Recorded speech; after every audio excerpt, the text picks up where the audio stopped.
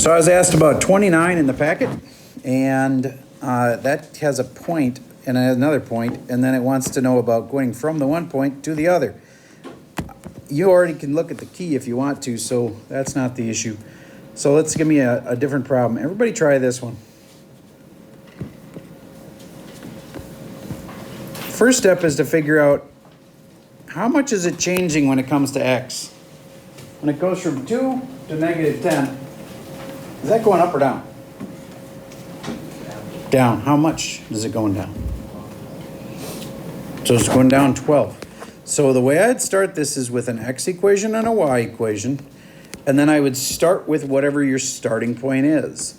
It does matter if you start at negative 10, 10, and then move to the other, it'd be different. But we started here, and so I'm going to put 2 and 5 as my starting things. Then we change them with, we could call it the change in the x times t. And what is the change in the x? You just told me a second ago. So, Mr. G, you want to finish this thing? I bet you got it now. Change in the x is negative 12. So negative 12 times t. So however many times you want to do that. So you could do it once, and then you'd get to this point. But you could put in t as 2 or 3 or 4 or so. Does that make sense? And so this other one will just be the change in the y times t. And so what do you think the y is doing?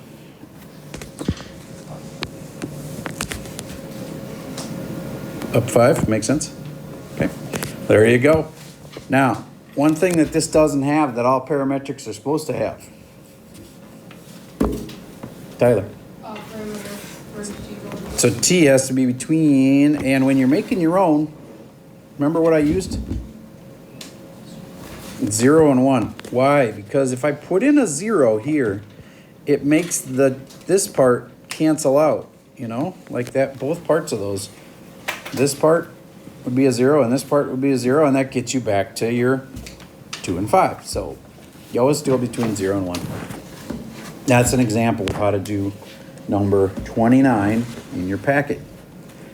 All right. Pick another one that's challenging for you. Isaac. 23. Everybody look at number 23. Okay. Isaac, what if I had said sine of theta equals negative 1/2? Do you remember circle trig and how many answers I'd have for that? Is it like 2? I'd have 2 answers. Let's do this one. Why? I know yours is different. Yours has a 2 in here, but for now, we first got to remember how to do circle trig, okay? So if I had this one, I would think all students take calc. Would everybody please identify the 2 quadrants where I'd find the answers?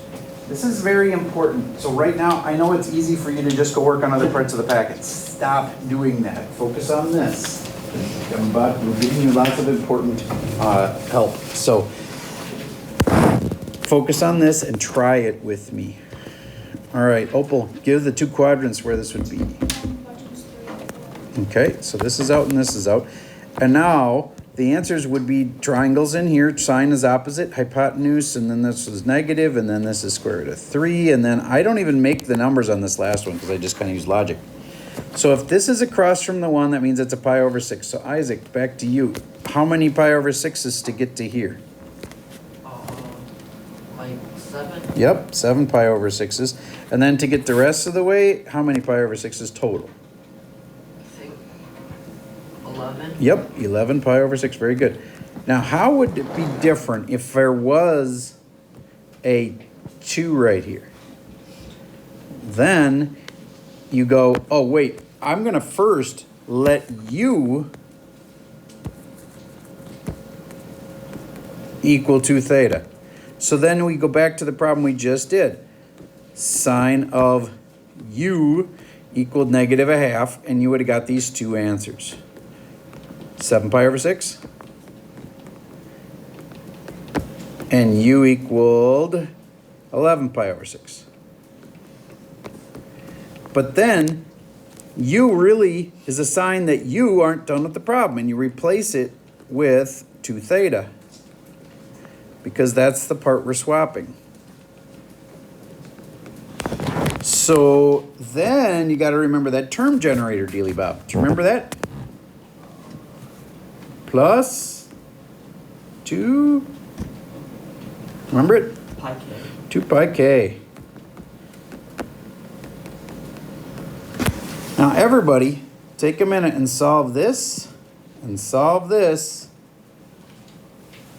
Got to remember how to get that 2 off of there. And then, how many answers should there be? Well, there was 2 in the first place. And whatever this number is, you times that by how many solutions you were going to have. So if you were going to have 2 solutions and then they put a 2 in the problem, in the middle of it, then that means you're going to have 4 solutions. If this had been a 3 right here, then there would have been 3 times the 2 solutions, and you'd had 6 solutions. Well, we just have to have 4 solutions. So don't think when they're done solving this that you've got all 4 solutions. You'll have the term generator that you can use to get all 4 solutions. Jack P, can you tell me what to do to solve these? I would think of it as multiplying by 1/2, but it's going to do the same thing. I'm multiplying everything by 1/2. Would you tell me what you got then? Theta equaled? 7 pi over 12 plus pi k. And the 2's canceled, so you had pi k. Nice. And then the one on the bottom. I get 11 pi over 12 plus pi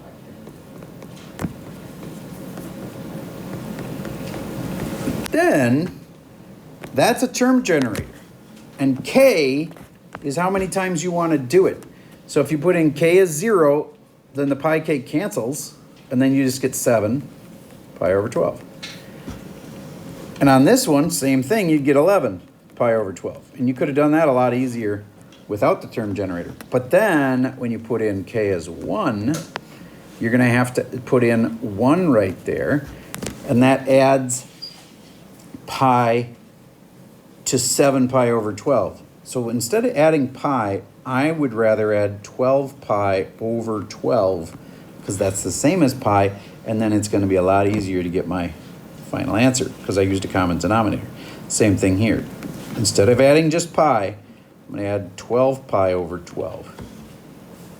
It's the same as pi, but it's got a common denominator. So then my final list of answers, 7 pi over 12, comma 11 pi over 12, comma, add these together, 19 pi over 12, and add these together, 23 pi over 12. Anybody verify they got the same thing? Okay, good. That is a good practice problem that shows you how to do number 23. Yes? Do we have to like show our work on this time? Absolutely. This is not a multiple choice test, unfortunately, so it's going to be painful for me to grade. Yeah, you can't just jump to the answers. It'd be too easy to cheat. Find the answers out from the kid next to you looking at their paper, and then it's a lot harder to actually show all your work and cheat. So bottom line, yeah, you got to show your work. Okay. Yes, sir. I don't know the problem that I have, but if I can do everything in this packet, and there won't be any questions, type of questions that aren't in the packet. I never promised that. What I will say is that this packet is extremely close to what's on the final, but no, I can't promise that there wouldn't be something else that could be on the test. But it would be the vast, vast majority are covered in this packet. The only reason I even throw that out there is because what if one of the questions on the final is slightly different? I don't want to have somebody say, but that's not fair because you told us blah, blah, blah. So it's pretty much like this packet. Not 100%. Yes? Could you do 31? Absolutely. Everybody look at number 31. Graphing parametrics. My best tip on that one is to make a TXY chart. Because with parametrics, you have 3 variables. You have t, and you have x, and you have y. Now, this one specifically says that t has to be bigger than -2. I don't like how they wrote it. They wrote -2 is less than t. I'd rather say t is bigger than -2. Either way, if I put in -2, notice they said bigger than -2. So if I put in -2, that point actually isn't even on the graph. Okay, so if I put in -2, then it says t squared plus 1 for the x. And for the y, it says 2 plus t. So I don't mind doing this first point because it isn't even on your graph. You put -2 in, you get -2 squared is 4 plus 1 is 5. And you put -2 here and you get 0. So what I'd do is I'd go graph that point 5, 0, and I go over 5 and up 0. And I would say empty spot right there. Shows that it would have been there. It goes right up to there, but it doesn't touch there. And then I'd stick in -1 and I'd see what I get. And I'd stick in 0, not -0. Stick in 0 and see what you get. Stick in 1 and 2. And last thought, you have to label these and it's really easy to forget. Let's say that my next point's here, my next point's there, my next point's there. You have to label this as when t was -2. And this would be in t equals -1. I'm not saying that blue points are right, just reminding you to write your labeling of the t's above your other, or next to your points that you make. Okay, so you think you can stick in the -1 and go on from there? Yeah. Okay. Thank you. Yep. There's a start on 31.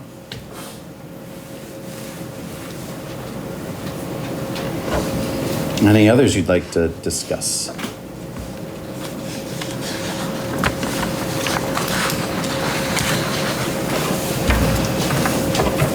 Yes. 32. Convert the equation into rectangular form. Okay. To do this, you need a few tricks. Let's just look at this problem closer.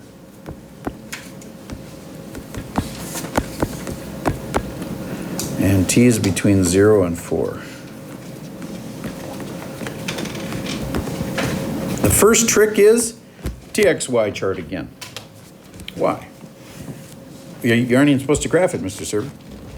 But that will tell you where this thing is, and that in turn tells you what the domain of the new function should be. Okay, so if you make a TXY, strongly recommend this for almost any possible convert problem from parametrics, or basically any parametric problem. I'd make a TXY chart. So if I stick in 0 and I see what I get, stick in 0 here and there. Oh wait, that's a plus sign. 0. So then we got 0 plus and 3, 0, 3. Why does that matter? Because now when you change this thing over, when you change it over to an x and y equation, you can't use t as your limiter anymore. You have to use something else. So if I graph this thing, I remember doing, one like this before, and it came out to be like a half circle on one of your tests. So then we said, well, your range had to be from here to here. Typically, you can use your x for your limiter. So instead of this, you could use x's between what and whatever. Okay. So I'd really need to see some points. So let's get a few more points and see where this graph actually goes. So let's stick in t is 1, and I get 2, and 3 plus 1 squared, which is 4. So let's actually start to see how this graph comes together, and then maybe we'll be able to tell. If I go to 0, 3, that's here. If I go to 2, 4, that's there.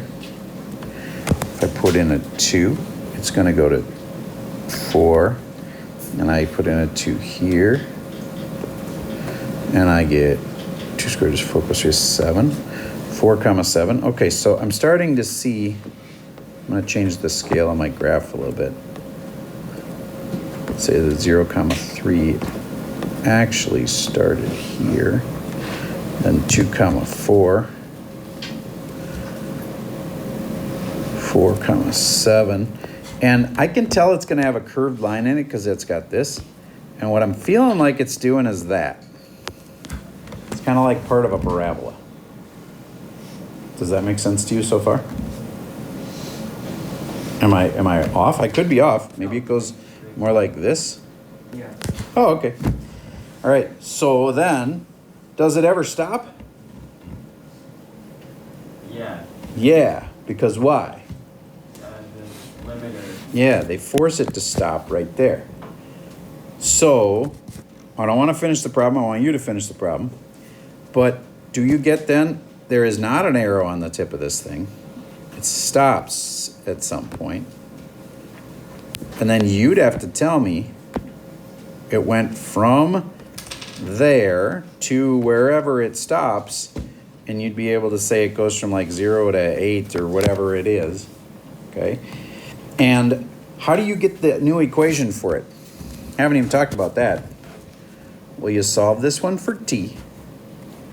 So let's do that together. Oscar, if I was going to solve this one for t, what would t equal? T would equal x over 2. And then the easy way, in my opinion, you could try to solve this for t also. That would work, but you'd get a plus and a minus, which would be kind of cruel. So instead, let's just stick in t is that, right? So we stick it right into where t is, right there. So it'd be 3 plus the x over 2 goes in for t. And there's my equation. This bottom one becomes the equation because it's got y equals and the t goes away, and so there's an equation. Make sense? Okay. Any other ones you guys want to talk about? Did that answer your question? Okay. Yes. Can you do 20? Yes, let's talk about number 20.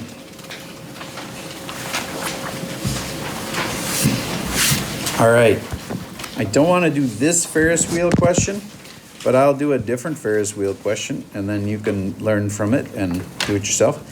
So let's say this Ferris wheel is 3 meters off the ground. That's 3 meters. Next, let's say that this Ferris wheel has a diameter all the way across of 50 feet or meters. Then, what you're trying to do is write a wave, and your wave goes like this, okay? And you got to figure out what that center line is. That's like super important, the line that goes down the middle. And then do you remember these deals where it's y equals something cosine, and then this a is the amplitude, and then b times x minus c is how far it shifted to the right, and then plus d. And here's some tips on this. That is this distance right here from the midline up. All right, I'm gonna cheat and change my problem right now while it's easy. I'm gonna make this not 3 meters up, I'm gonna make it 4 meters up. Why? Because then I got a nice even number, and it just makes life so much easier than dealing with half of 53 through the whole problem. So I'm gonna put that as 54. So the total height is 54. Then the dotted line right down the middle of 54, because the total height was 54, would be half of the 54, and so it would be 27. But this is important. How from the midline up, that'd be like right there. Do you get that from the middle of your Ferris wheel to the top? That you are going to be going half of 50, which is 25? Do you get what I mean by that? Because, you know, from the middle, from 50 up, all right, is 25. Another way to say this is the very peak here The highest the person would ever be at is 54 feet. And then you drop 25 feet down to be at the middle of the wheel, and then another 25 feet down to be at the bottom of the wheel. So this is 25. What's the lowest you ever go? The lowest you ever go is 4, I keep saying feet and meters interchangeably, I apologize, 4 meters off the ground is the lowest you'd ever go. Okay, so this 25 goes here. So you figure out the distance from your midline all the way up. Your midline goes here. This spot is the X value of your first peak.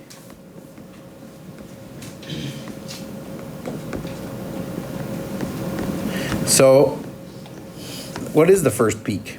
Well, it's the highest that you ever went. I know that is 54, but it's the X value of that. What is the moment where you would be at the very top of the Ferris wheel? Well, then you have to know how long does it take for this Ferris wheel to load people up and bring them to the top. So if the time it took to get around here as the Ferris wheel turns was, let's say, 5 minutes, from the moment you got on at the bottom to when you were at the top, then the period isn't 5 minutes, but the X value of that first peak, the moment you reached the top, would have been 5 minutes. So this would be 5 minutes, comma, 54 meters. And so this is the X value of that first peak. That 5 minutes, same 5 minutes. Okay, and then the last thing I haven't explained how to get is B. There's an important formula for that. Period equals 2 pi over B. So sometimes you know the period and sometimes you know the B. So I'm going to solve this the other way and say also the B could be 2 pi over the period. So do I know B or do I know the period? Amanda, do you know? Period. Yeah, so if I know the period, I'm going to put it in this way, and then I'll know B equals 2 pi over the period. What is the period? 10. Very good, because it takes 10 minutes. If it takes 5 minutes to get to the top, it's going to take another 5 minutes to get to the bottom, and therefore the period is 10 minutes, and therefore your B would be 2 pi over 10. Okay, so I did that for a different Ferris wheel, but now you've got the idea, and I think you'd be able to do it yourself. So that was some help for number 20, and that was a very good question.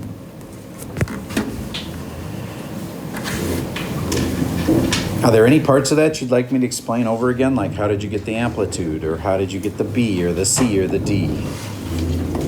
Isaac? How did you get the midline again? The midline is, I figured out how high total this thing was off the ground. Here's a way to do it. Oh,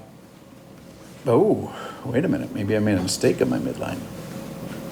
I did change my height off the ground at the beginning. Maybe that messed me up. To get to the midline right here, I got to go up 4 plus up 25. Dang. 29, not 27. Thank you for catching that.